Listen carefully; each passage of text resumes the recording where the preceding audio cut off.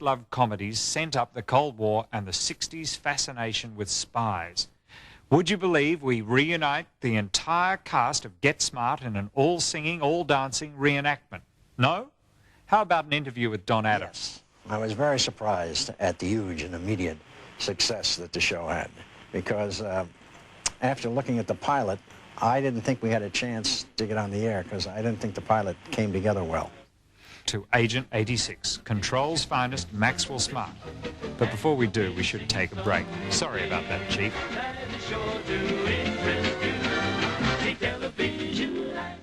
Nicely as a partner in an advertising agency before he and Bill Danner decided to go into comedy.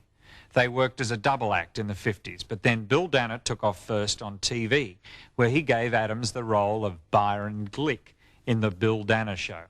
It was there that Adams established the catchphrase, "Would you believe?" 2 years after The Bill Danner Show, Adams got the biggest break of his career. He was cast as Maxwell Smart. In fact, it was such a success, the rest of his acting and stand-up comedy career has been something of an anticlimax. Mel Brooks described Get Smart as the only TV show with an idiot for a hero. Perhaps he wasn't thinking of Gilligan's as well. There have been other comedy spies, but none played with the right mixture of cocky overconfidence and lovable incompetence by Don Adams.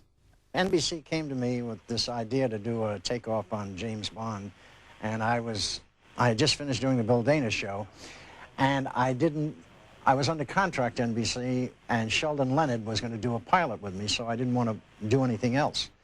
So they said, well, won't you look at the script? And I said, no, I'm not interested. I have a whole year to pick scripts.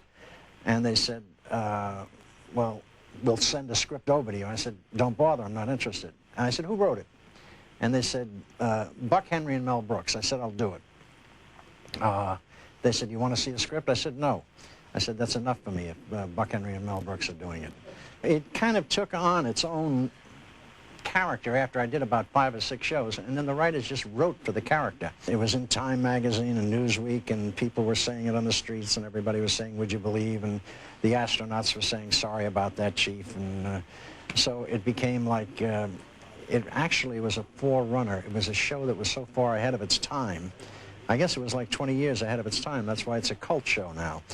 And the writing was so fantastic that they were doing things in 1965 that they didn't start to do on television until the 70s, the mid-70s.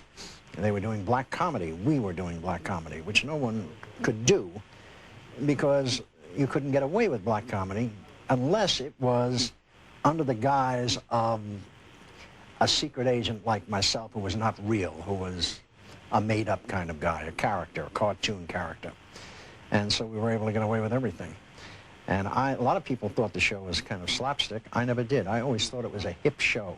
And if I look at the reruns today, it still breaks me up when I hear the hip lines that are in it, because the lines apply to what is happening today and not 20 years ago.